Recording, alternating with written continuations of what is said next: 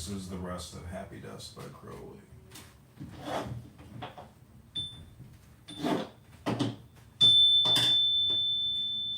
This is candidate Congressman John Kitover running in the 16th district to unseat and defeat Derek Hood. We are reading mystical ASMR poetry. The name of this poem is Happy Dust. Necessity, fearfully flowered with the blossom of possible aim. I am necessity, scry necessity, mother of fate. Fate determines me, and I have the will to create. Vast is the sphere, but it turns on itself like the pettiest star. And I am the lobby that learns all things equally are. Inscrutable nothing, the gods, cosmos of fire and of mist, suns, atoms, the clouds and the clods, ineluctably dare to exist. I have made the voyage of thought, the voyage of vision. I swam to the heart of the ocean of naught, from the source of the spring of I am. I know myself wholly the brother alike of the all and the one. I know that all things are each other, that their sum and their substance is none. But the knowledge itself can excel, its fullness hath broken its bond. All's truth and all's falsehood is well, and what of the region beyond? So still though I sit is forever, I stab to the heart of my spine. I destroy the last seed of endeavor to seal up my soul in the shrine of silence, eternity, peace. I abandon the here and the now. I cease from the effort to cease. I absolve the dead eye from its vow. I am wholly content to be dust, whether there be a mote or a star. To live and to love and to lust, acknowledge what seem for what are, not to care what I am if I be, whence I came, whither go, how I thrive. If my spirit be bound to be free, save as nature contrive, what I am that I am, 'tis enough. I am part of a glorious game.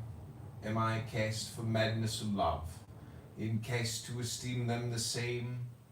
Am I only a dream in the sleep of some butterfly, phantom fright, conceived who knows how, or how deep in the measureless womb of the night? I imagine impossible thought, metaphysical voids that beget ideas intangible wrought to things less conceivable yet. It may be little I reck, but assume the existence of earth. Am I born to be hanged by the neck, a curse from the hour of my birth?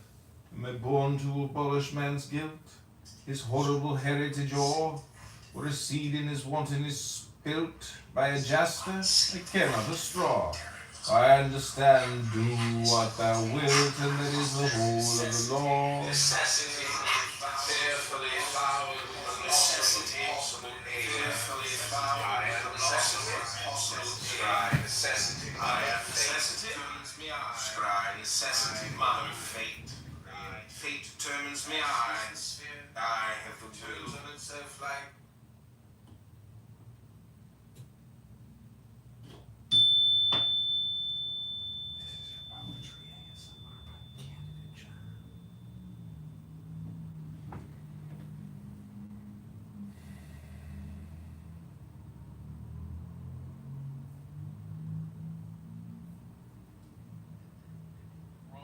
And then to the King James and to the NIV.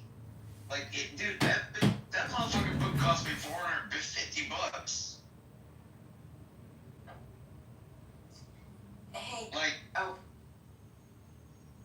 Like, I love studying religion, but I think people got it all screwed up. Because I'm the one that went to freaking Iraq, and I thought I was a poor kid from, like, South Georgia. I went to Iraq and I was like, damn, these motherfuckers are really poor. And like they were the nicest people, like talking about Southern hospitality, like how we do down here in the South. Like, hey, we ain't got much, but what we got, you can have some of, kind of thing. they were the same way. And I love my friends from Iraq. Oh yeah. I mean, I don't like the people that wanted to hurt me, but I love the ones that wanted to be my friend. Mm-hmm. Hell yeah. Respect. Sarah, do you remember what you were gonna say? No. Because we were talking about like if one love can be more holy than another, and I think Princess is taking a definitional approach of like to if it is love, then it is holy, and if it's not holy, then it's not love. Is that accurate? Yeah, I would say that's pretty accurate. Okay, and I think that that's a way to look at it. So, but then you would have to then ask the question of like, how can you make the claim that homosexual love is holy? Well, number one, how can you make the claim that any love is holy? Because the only thing that's holy is God. Like, I don't know. You can, like, that whole concept of being holy precepts that we're capable of holiness, and I don't think we're really capable of holiness. But, Liberty, I don't know you from Adam. And it doesn't matter, like, your proclivities. Whatever you do, and whomever you feel that you are a part of while you're alive. Because don't take life so seriously. None of us get out of life alive. We're all gonna die. But, well, let me make one thing really clear, first of all, is that this is not my position. Like, I'm just, may I finish my part? Person, like, May I finish my part? Yeah, I just, you have a very clear misunderstanding. May I finish my part? Wait, hold on, her. Go easy. She interrupted me. Bro, Crash. Everybody.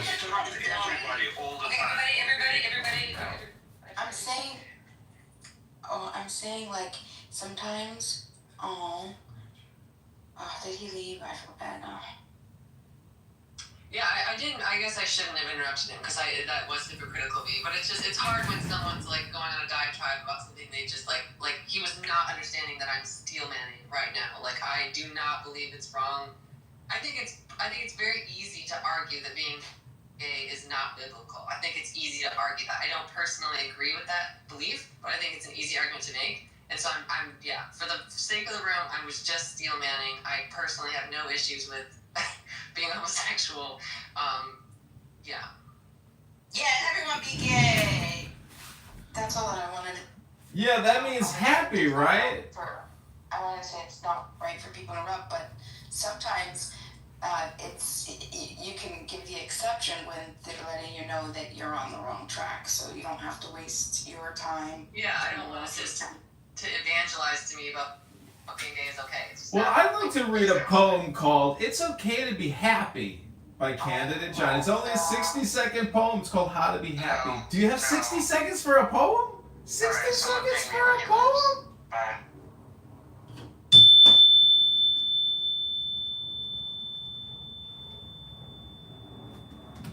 Bring him back in. He did leave.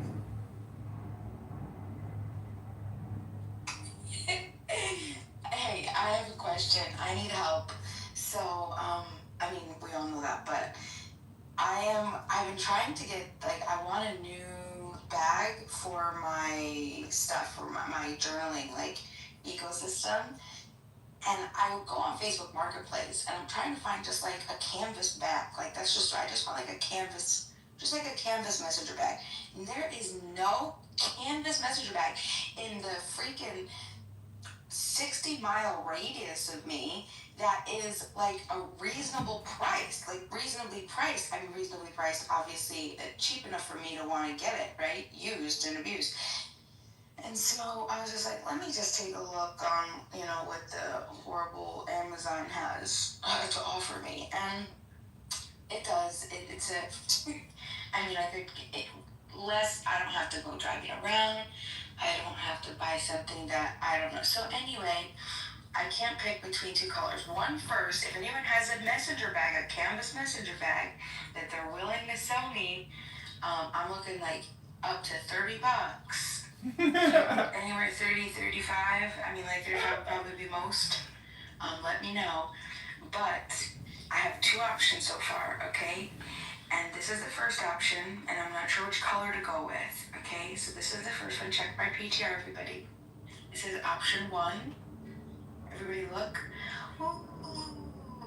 Ah. Okay, and now this is the second option.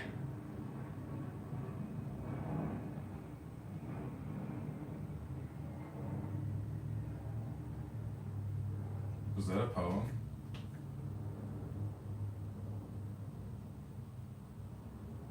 Okay, this is the second option. Should I go with 1 or 2? The first option or the second option? 2. 1. 2 gives birth to 3. 3 gives birth Anybody to 4. else? And I 4 need to gives take a birth to tally all now. things. Hey, give me the first option again. Sorry to be that guy. I like 2. Okay, that's 2 women going for 2. So Bima, here's the question. Are you in the mood for a darker texture, or are you in the mood for something a little more military-esque? So that's my problem. Those are my colors, like green, forest green, like the military green, and then the browns. I love both of them equally. I can't make up my mind. The brown is going to be a lot more versatile. It's going to go with more. I like 2. I like 2. Yeah, number 2, just because I can imagine you roughing it up yourself and creating some character yourself in there. Okay, Mike, I'm gonna show you one again. This is 2, and I'll show you both. I saw one. I went back in picture history. Oh, okay. Oh, that's right. You got plus. So you think 2 too? Number 2 is it, I think. Okay. I'm nervous. Okay, I'm gonna get 2. Is that you in your PTR? Ooh, me or Mike. Mike? That. Yeah, that's me. Yeah. They look like. That's a good shot. I like that. That's a good shot. Thanks, man. It was a bit goofy. I was on set, and I just stood in the camera for a minute, stood on set, and I was like, I took a guest picture for no reason whatsoever. And it came out bougie. Yeah, it did.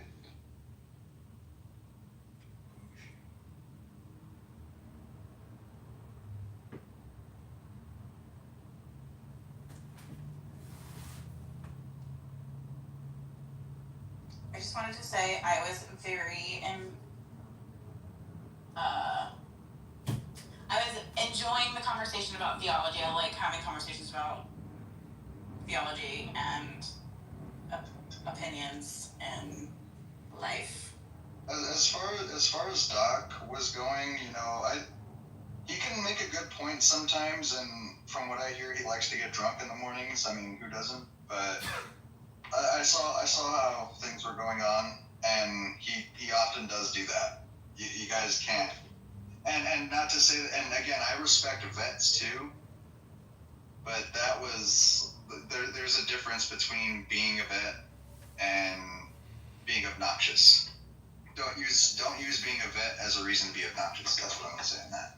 Yeah, I'm a vet too. Hi.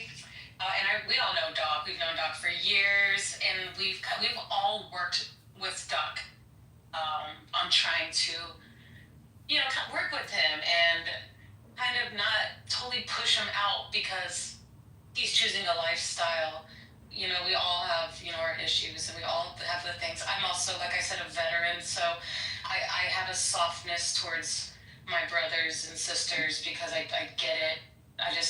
I've seen the worst of the worst, and he's not the worst of the worst. He can be helped, and he can be a part of the conversation. He has to play nice, though. You're right. He does need to play nice.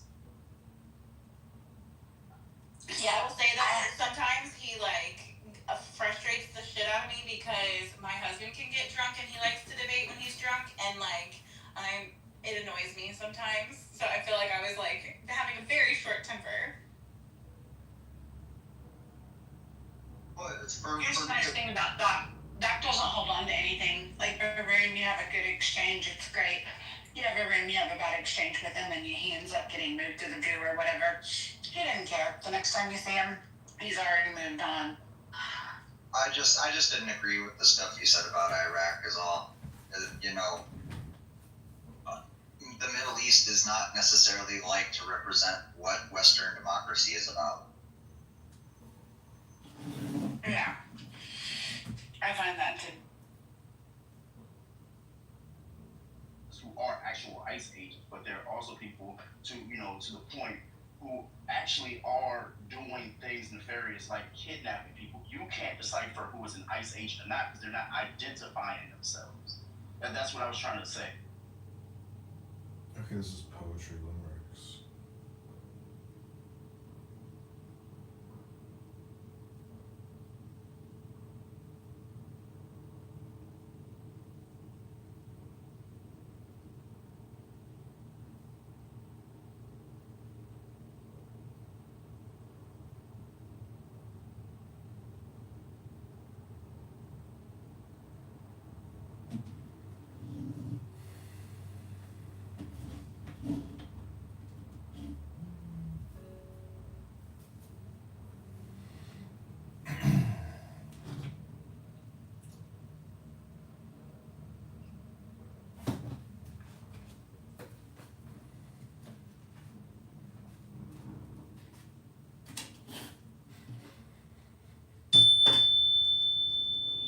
This is candidate Congressman John Kitover reading ASMR NLP hypnosis for your entertainment and delight. Hit the like button and subscribe button now. This is called Limericks. Said a Yankee who visited Wells, "Say, these ecclesiastical swells seem grand at contriving to manage the swiving to a musical peal of 10 bells. He feared she would breed a fash mill, bring out a disgrace on the family. So he read her a homily in front of the family, and the devil flew out the chimney. There was a young scholar of Spy Hill who retired after lunch to a high hill," said his friends. "Well, how was it? A healthy deposit?" He sighed, "Vox et praeterea nihil." There was an old lady of Cheltenham said, "Cunts? Why, of course, dear, I doubted 'em. I thought it my duty to make 'em so fruity. My clients used simply to melt in 'em." There was an old man of Manchuria who suffered from painful dysuria. It was not yet you thought it, from a girl that he caught it, but from trying to read Browning's Luria. But with early success not content, she grew pious, to heaven she went. Son, father, and ghost, and the heavenly host have all got the double event. A hog-eyed abortion named Mud was like a one-eyed rotten spud. His one chance to clean his person obscene is to wash himself out in his blood. The holy theosophist Ledbetter at a Bataway, who said to the head beater, "You prick, I am crazy to suck, but I'm lazy. Just fuck your 5 fingers instead, beater." There was a philosopher, Spencer, who never knew pleasure intenser than once when he saw Mr. George Bernard Shaw attempting to bugger the censor. A sausage-lipped songster of Staining was solemnly bent on attaining, but he broke all the rules about managing tools, and so he broke down in the training. A party called Alistair Crank was respected in every bank. Why must we assume that they put on his tomb, "He lived, and he died, and he stank"? A note on the limericks. Most of Crowley's limericks were not published until after his death. Most were distinctly scabrous, but some others, like those above, give an insight into their author. Numbers 1 and 6 indicate his attitude towards the church. 7 and 10 are cruel attacks on those whom he felt had let him down. Blind in one eye, Norman Mudd was a Crowley follower from the Abbey of Thelma days, whom the poet later cast off as a failure. Similarly, the Staining songster was the poet Victor Newberg, whom Crowley assessed a magical failure. The pawn and tool being both the equipment for conducting rites and the penis, they had had a homosexual relationship, part of Crowley's sex magic. C.W. Ledbetter was the companion of Annie Beth's son and a leading theosophist who said hated. TV Shaw, he dismissed as a negative power. The final lyric went read with extreme irony. He feared she would read a fashion novel, bring out the disgrace of the family. Was a young scholar spy in front of the father to lunch or high and chicken house. Well, how was a young scholar spy inside box and Peoria high? Well, how was a healthy levels inside box and Peoria high? I doubted him. I thought it my duty to make my class use symptoms about. I doubted him. I thought it my duty was an old man from Peoria who suffered from painful dysuria. It was not yet you thought. Look at those lyrics. We just finished. It took me 2 weeks to finish Selected Poems of Aleister Crowley. It's a poetry book. That's the very end. That's the appendix. Those are basically dirty limericks. So, recorded all this for YouTube. How do you spell limericks? Yep. All right, limericks.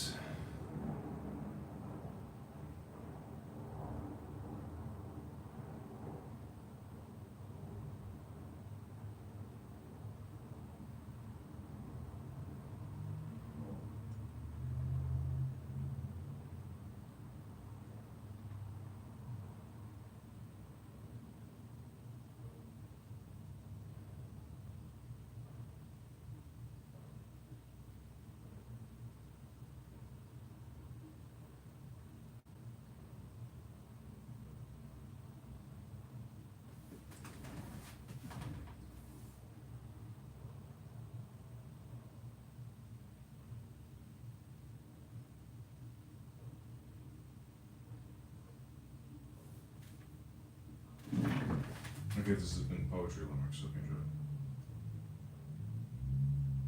Can't control what people are going to use.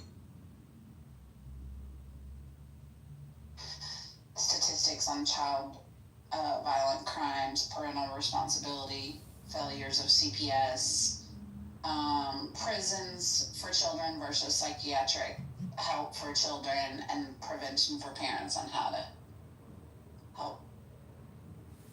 I don't know that you can keep your kid. I think that sociopaths are born.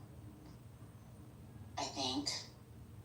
I'm not even real sure on that, but yeah, she's doing a room about it today. Apparently, that scenario was very, very gruesome. That's terrible. I don't know if y'all heard of the story. This happened in like 1993, 95. There's two, I'll go through this quickly, you can look it up. In Liverpool, England, 2 10-year-old boys kidnapped a 2-year-old boy and they killed him like that. This is in the 90s. Something's going on. I don't know. Yeah, I don't know. I'm gonna see if I can pull this story. Honestly, I have avoided this. I heard about it, but I've avoided looking for this story. I might respectfully leave the room. If you could let me know when you're done having this conversation. I'm not. I won't bring it up anymore. I just want to. I want to respect. Like, some people want to have the conversation, but I'm having a lot of just saying. Yeah. Well, it's like I said, I've avoided it myself, Melissa, so I get that. It seems like everybody's been having trouble trying to define the insanity that has been going on with all of these different situations. And I think that social media and AI has had a lot to do with people's opinions, with their ability to create their own opinions. And it's kind of frightening because it seems like there, as Vero said, something going on, a greater power maybe that. Hit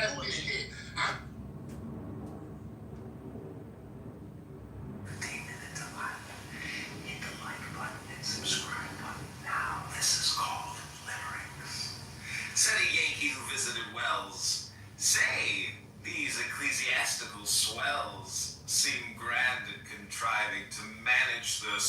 anything to a musical peal of 10 bells. He feared she would breed a fash mill, bring out a disgrace on the family.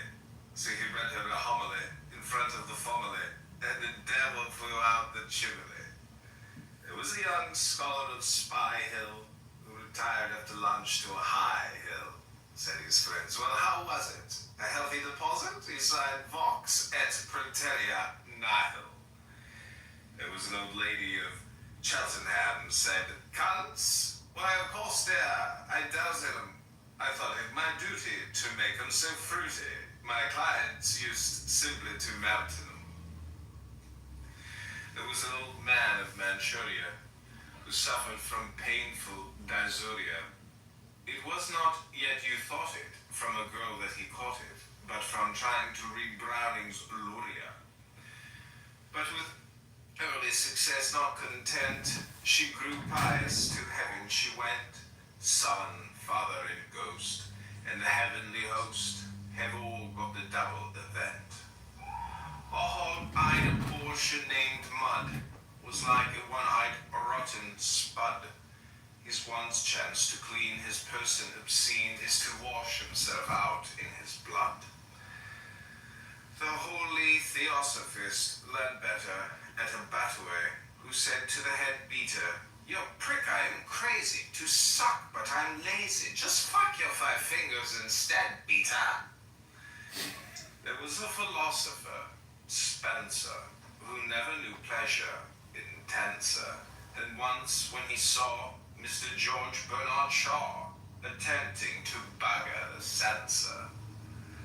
A sausage-lit songster of staining was solemnly bent on attaining, but he broke all the rules about managing tools, and so he broke down in the training.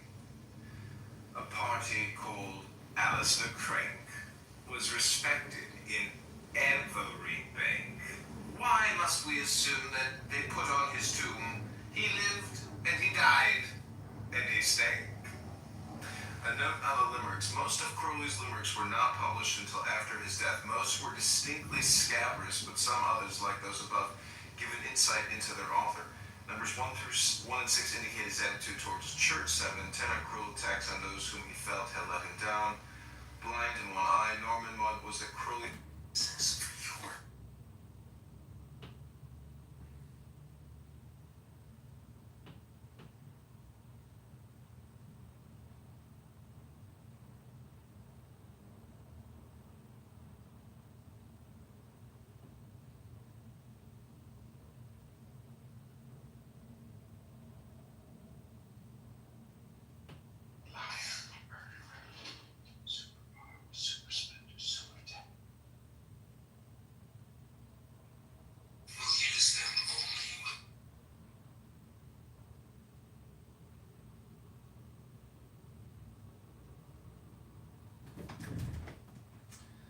Okay.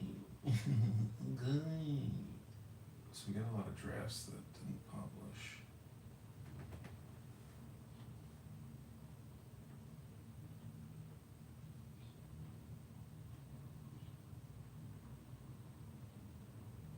But, here we go.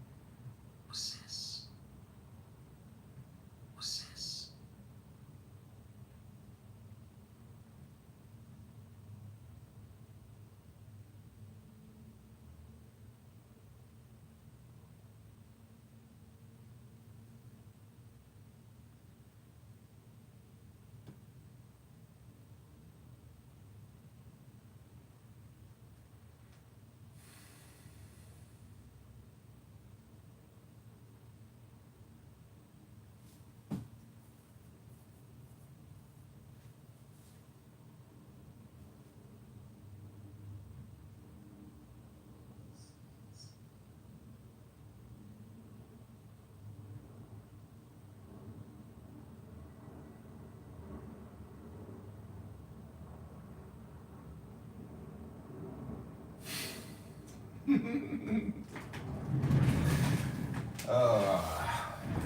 is a book.